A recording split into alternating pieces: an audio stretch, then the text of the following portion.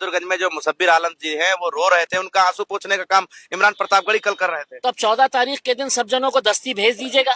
जितनी सीटें हैं बिहार के अंदर, उसमें से मुश्किल से हम 10% के ऊपर है तो हम इलेक्शन लड़ रहे हैं। हाँ। लेकिन सारे के सारे हैं तो हमारे पीछे क्यों पड़ गए हैं? जो सबसे पिछड़ा इलाका है, अगर आपने वहां पे इंसाफ किए होते, अगर वहां पे तरक्की किए होते तो मजलिस को जगह ही नहीं होती। तो आप जानबूझकर हमारे पीछे इस वजह से पड़े हैं कि आपकी मंशा ये है कि वो 90% सीट्स के ऊपर कोई भी जीत जाए चलेगा उसमें। मजलिस ने ये 10% सीट्स के ऊपर जीतना नहीं चाहिए। आप जिस उम्मीदवार की तायीद के लिए आ रहे हैं वो 2 नंबर का धंधा करता है। मुसलमानों को कभी गैरों से इतना खतरा नहीं हुआ, नुकसान नहीं हुआ है। मुसलमानों को हमेशा मुसलमान दलालों से हुआ है, तो वही दलालों ने मुझे हराए हैं। कि जो राहुल गांधी को मानने वाला मुसलमान रहेगा सिर्फ वही हेलीकॉप्टर में घूमेगा। जो लालू प्रसाद को, तेजस्वी को मानने वाला मुसलमान रहेगा वही हेलीकॉप्टर के अंदर घूमेगा। लेकिन असदुद्दीन अवैसी नहीं घूम सकता। मैं नरेंद्र मोदी को पहले भी फिरौन कहता था और आज भी फिरौन कह रहा हूं। आपके भी स्कूल में मास्टर रहे होंगे। आ रहे हैं। वो मास्टर आपको क्या सिखाए है? हमको तहजीब सिखाए, हमको ABCD सिखाए, काका गागा सिखाए। एक अच्छा इंसान बनना सिखाए आपको जी। क्या आपको ये सिखाए कि दलाली करो?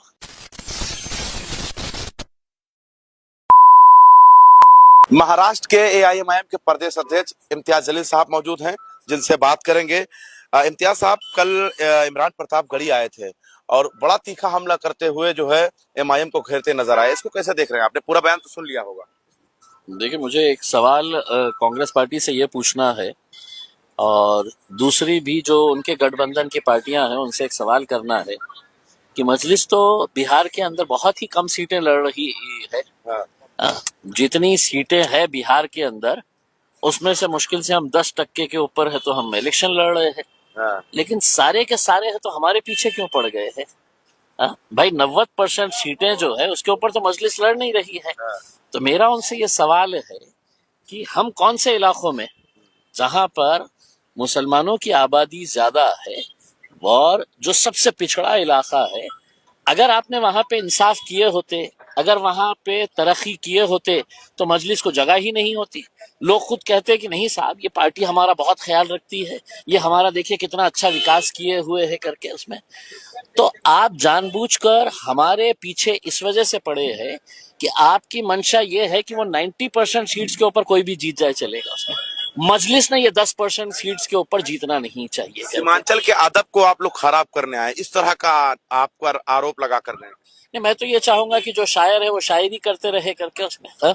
अदब को जिंदा रखने की जिम्मेदारी तो आपकी है। हम तो सियासतदान है साहब। हम सियासत करने के लिए आए हुए हैं करके उसमें। और अदब का क्या मतलब है? मैं शायर साहब से एक सवाल पूछना चाह रहा हूँ कि उन्हें बड़ी तकलीफ हो रही है कि हमारे कुछ लोगों ने, यहाँ के एक उम्मीदवार जो 2 नंबर का धंधा करते हैं, जिसकी तायीद के लिए, जिसके कैंपेनिंग के लिए ये बड़े इज्जतमाब लोग जो आ रहे हैं, आप पर भी तल्ख आरोप लगा कर गए।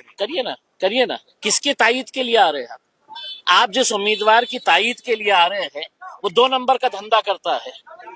मैं नहीं कह रहा हूँ।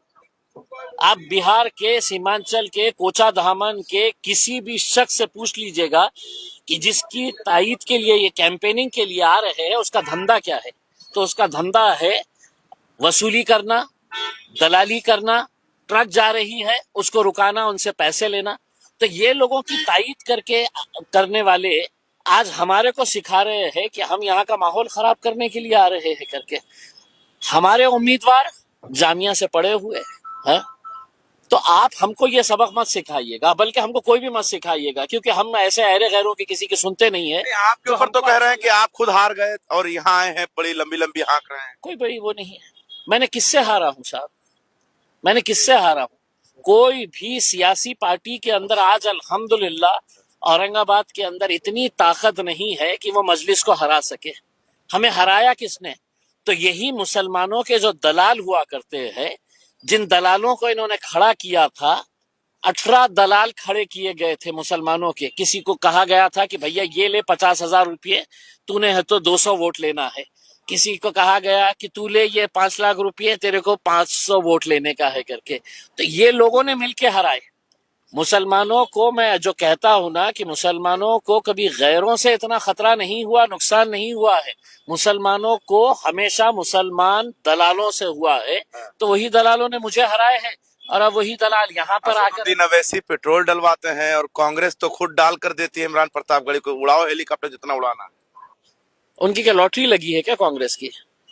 हाँ, क्या जमीन में, क्या झाड़ में, पेड़ में उगते हैं पैसे उनके पास?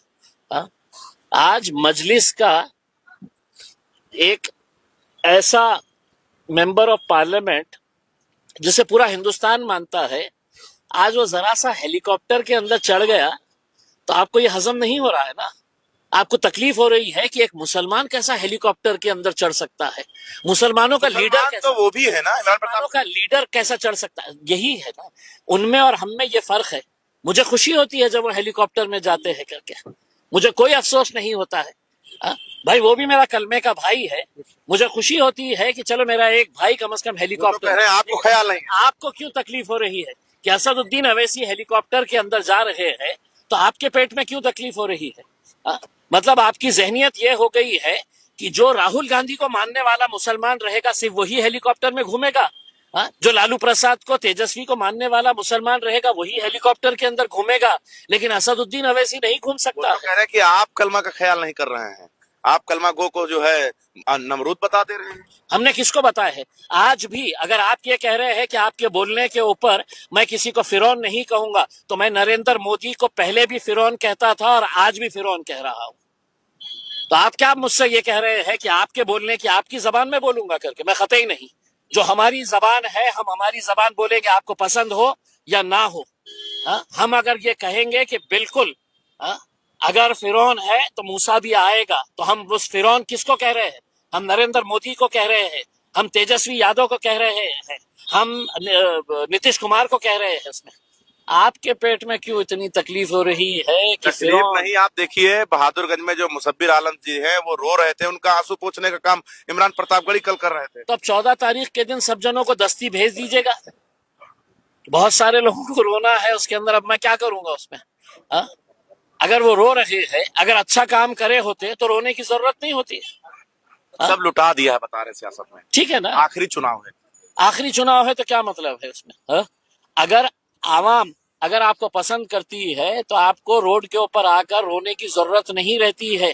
आप घर पे बैठ जाइए, फॉर्म आप भर। लोग लंगड़ा घोड़ा और पता नहीं कैसे कैसे शब्दों से नवाज रहे हैं, यहाँ के तहजीब को खराब कर दिया, मुसलमान का ख्याल नहीं कर रहे हैं। आप ये हम नहीं करें। आप मुझसे सवाल करने से बेहतर हमारे उत्तर प्रदेश के सदर ने, एक मास्टर है, कोचाधामन के कैंडिडेट है, मैं ये समझता था कि आपके भी स्कूल में मास्टर रहे होंगे।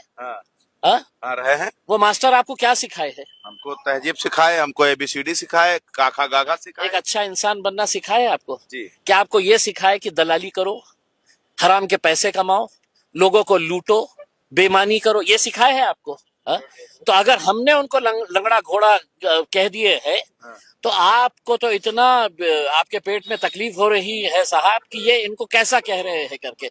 देखिए, उनमें और हम में ये फर्क है। हम अपनी जबान बोलेंगे क्योंकि हम 76 सालों से सताए हुए हैं, हम तकलीफ में है, हमको हमेशा हर एक ने परेशान किया है। आज हम हमारी जबान बोलेंगे, तुमको पसंद आए ना आए, अगर नहीं आ रहा है तो हमको सुन रहे क्यों इतना? क्यों? हम आप ही पर है ना, क्योंकि सीमांचल में लड़ाई में सोने से पहले है तो अपने मोबाइल के ऊपर असदुद्दीन अवैसी साहब ने क्या बोला वो पूरा भाषण सुनते बैठेंगे, फिर इम्तियाज जलील ने क्या बोला, फिर लंगड़ा घोड़ा किसने बोला उसका भाषण। अरे भाई, तुम्हारे नेता को बुलाओ, तुम्हारे नेताओं के भाषण सुनो, हमारे भाषणों के ऊपर आप क्यों तनकीद करें? पब्लिक को पसंद आएगा तो वो कबूल करेगी, नहीं पसंद आएगा तो हमको खुदाफिज कर देगी।